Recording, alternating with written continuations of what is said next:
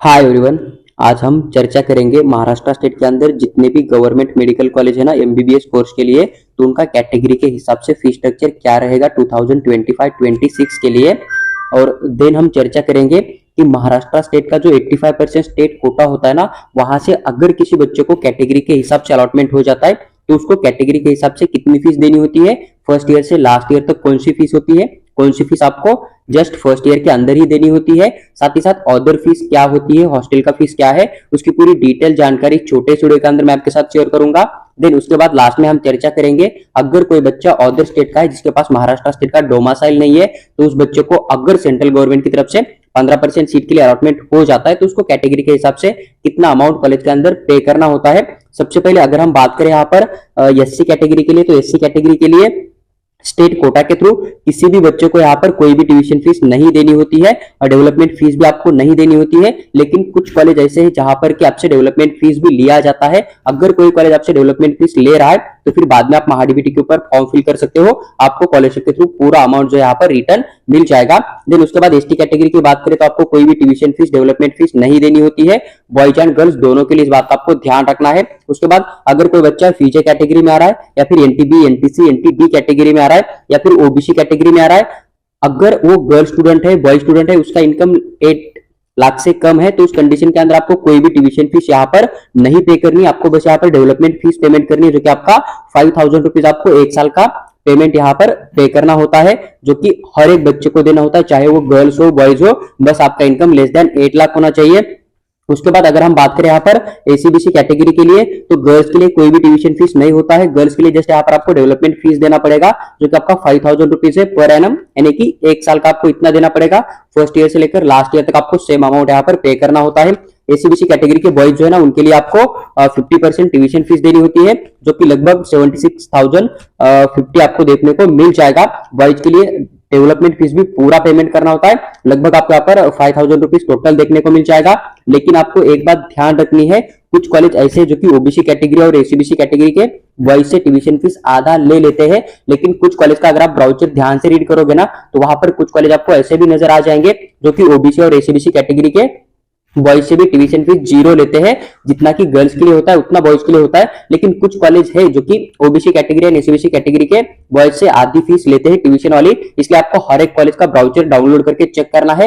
वहां पर जितनी फीस मेंशन है उतनी फीस का डीडी आपको बनाकर कॉलेज के अंदर सबमिट करना है। अभी अगर कोई कॉलेज नहीं ले रहा है, कोई कॉलेज ले रहा है, तो करेक्ट फीस कौन सा है ये कैसे आइडेंटिफाई होगा? अगर कोई कॉलेज आपसे आधी फीस ले रहा है ट्यूशन वाला, तो आप क्या करोगे, एडमिशन करने के बाद उनको पेमेंट करने के बाद जब आपका कॉलेज स्टार्ट हो जाएगा तब आप महाडीबीटी की ऑफिशियल वेबसाइट होती है ना, वहां पर जाके फर्स्ट ईयर एमबीबीएस स्कॉलरशिप का फॉर्म फिल करोगे। फिर वहां से आपने जो फीस कॉलेज को पेमेंट किया ना, वो आपको गवर्नमेंट की तरफ से रिटर्न मिल जाएगा। या फिर किसी बच्चे ने अगर जस्ट 0 ट्यूशन फीस पेमेंट किया तो उसको स्कॉलरशिप का फॉर्म फिल करना है, ताकि गवर्नमेंट जो है कॉलेज को आपका पेमेंट कर दे और कॉलेज आपसे कोई भी ट्यूशन फीस ना मांग ले, इसका आपको ध्यान रखना है। उसके बाद कैटेगरी आती है ईडब्ल्यूएस ईबीसी वाली।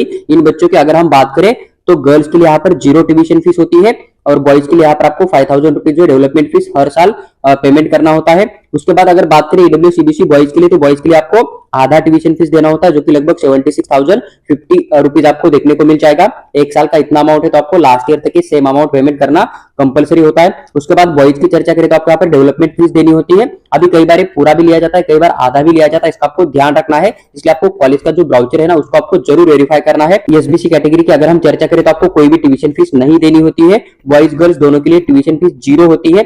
बस आपको यहाँ पर जो है डेवलपमेंट फीस 5000 रुपीज जो है ना, ये पे करनी पड़ेगी और ये फर्स्ट ईयर से लेकर लास्ट ईयर तक आपको कंटिन्यू देनी होती है। अगर कोई बच्चा जनरल कैटेगरी में आ रहा है, ओपन कैटेगरी में है, उसके पास महाराष्ट्र स्टेट का डोमासाइल छोड़ के बाकी कोई डॉक्यूमेंट है ही नहीं, या फिर अगर कोई बच्चा रिजर्व कैटेगरी में आ रहा है, एससी एसटी कैटेगरी को छोड़ के बाकी किसी भी कैटेगरी में आता है, उसका इनकम अगर 8 लाख से ज्यादा है, तो उस कंडीशन के अंदर आपको पूरा 100% ट्यूशन फीस 100% डेवलपमेंट फीस देना होता है। तो जो ट्यूशन फीस जाएगा आपका जनरल कैटेगरी के लिए, तो लगभग 1,52,100 आरएस आपको देखने को मिल जाएगा एक साल का, और आपका फर्स्ट ईयर से लेकर लास्ट ईयर तक आपको पेमेंट करना होता है।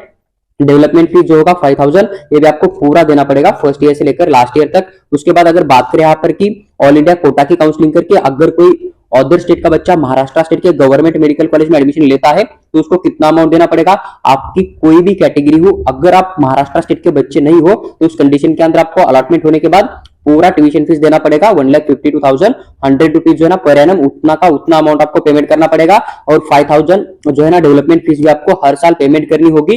तो जो बाहर स्टेट के बच्चे हैं, कोई भी कैटेगरी, आपको पूरा का पूरा जो जनरल कैटेगरी का फीस होता है ना, उतना अमाउंट यहाँ पर आपको सबमिट करना पड़ेगा। यूनिवर्सिटी की जो फीस होती है ना, वो बाद में आपका एडमिशन होने के बाद कॉलेज आपसे लेता है, छोटा मोटा अमाउंट होता है, तो आप कॉलेज में एडमिशन करने के बाद कॉलेज आपको शेयर कर देगा। अगर बात करें हम यहाँ पर कि एडमिशन के टाइम पे आपसे अदर फीस कौन सी ली जाएगी, तो सबसे पहले एडमिशन फीस आपसे ली जाएगी। कोई भी कैटेगरी हो, कोई भी कोटा हो, आपको यहाँ पर 1,500 पेमेंट करना कंपलसरी होता है, जो कि at the time of admission आपको यहाँ पर देना पड़ेगा। एक ही टाइम देना होता है फर्स्ट ईयर में, बाकी कोई भी ईयर में आपको पेमेंट करने की जरूरत नहीं होती है। जिमखाना फीस होती है जो कि 500 रुपीज होती है, आपको यहाँ पर हर साल पेमेंट करना कंपलसरी होती है जिमखाना फीस। उसके बाद लाइब्रेरी फीस की अगर हम बात करें तो 2,000 रुपीज आपसे डिपॉजिट लिया जाएगा। डिपॉजिट आपका एक ही बार लिया जाता है, इसका भी आपको ध्यान रखना है, बाद में आपको देने की जरूरत नहीं होती है। और आपका जब डिग्री कंप्लीट हो जाएगा ना, तब आपका डिपॉजिट आपको रिफंड मिल जाएगा। और लाइब्रेरी फीस के अंदर आपको 1,000 RS पेमेंट करना होता है, जो कि आपका हर साल का होता है, यानी कि फर्स्ट ईयर से लेकर लास्ट ईयर तक आपको पेमेंट करना होगा। जो सीईटी सेल ने नया ब्राउचर अपडेट किया ना 2025 के अंदर, तो यहाँ पर एक फीस ऐड करना वो लोग भूल गए, क्योंकि जितने भी गवर्नमेंट मेडिकल कॉलेज ना, उनके अंदर आपका कॉलेज का डिपॉजिट भी लिया जाता है। लगभग 3,000 के आसपास अमाउंट आपको देखने को मिल जाएगा। हर कैटेगरी के बच्चों को यहाँ पर देना कंपलसरी होता है। जब कॉलेज फीस स्ट्रक्चर चेक करोगे तब आपको यहाँ पर डिपॉजिट देखने को मिल जाएगा। लेकिन जो सीईटी सेल ने ऑफिशियल ब्राउचर के अंदर फीस मेंशन किया ना 2025 के अंदर, तो वहां पर कोई डिपॉजिट नहीं मेंशन किया है, इसका भी आपको ध्यान रखना पड़ेगा। देखो, ये जो फीस था, ऑफिशियल जो ब्राउचर आया था सीईटी सेल का, उसके अंदर का फीस स्ट्रक्चर मैंने आपके साथ शेयर किया। एमबीबीएस कोर्स का जितने भी गवर्नमेंट कॉलेज है, सभी गवर्नमेंट कॉलेज में सेम ही फीस आपको देखने को मिल जाएगी। बस कंफ्यूजन कहा था कि ओबीसी और एसीबीसी कैटेगरी के जो बॉयज है ना, जिनका की लेस देन 8 लाख इनकम है, उनका कई गवर्नमेंट एमबीबीएस कॉलेज क्या करते हैं, जीरो ट्यूशन फीस के अंदर एडमिशन दे रहे हैं, और कई क्या कर रहे हैं, आधा फीस ले रहे हैं। अगर कोई कॉलेज आपसे आधा ट्यूशन फीस ले भी लेता है ना, तो आप महाडीबीटी का फॉर्म फिल कर लीजिएगा स्कॉलरशिप का, फिर वहां से आपको पेमेंट रिटर्न आने का पूरा चांस बन सकता है।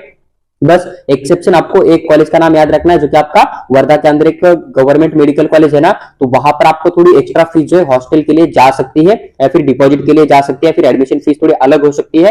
तो उसका फीस एक बार आप चेक करोगे तभी उसको चॉइस लिंक के अंदर ऐड कर देना, नहीं तो आप सबसे लास्ट में उसे ऐड कर सकते हो। देखो, जो भी फीस स्ट्रक्चर था नया 2025 का, उसकी डिटेल जानकारी हमने इस छोटे से वीडियो के अंदर, छोटे से चैनल के ऊपर आपके साथ शेयर किया है। अगर आपको वीडियो अच्छा लगा हो तो लाइक कीजिए और चैनल को सब्सक्राइब करके हमारे साथ बने रहिएगा। साथ ही साथ अगर आपको महाराष्ट्र स्टेट की स्टेट काउंसलिंग या फिर ऑल इंडिया कोटा की काउंसलिंग के लिए पर्सनल गाइड या फिर पेड काउंसलिंग की रिक्वायरमेंट है, तो आप हमें व्हाट्सएप के ऊपर मैसेज डाल दीजिएगा, वहां पर हम आपको रिप्लाई करके पूरी बात जरूर शेयर करेंगे।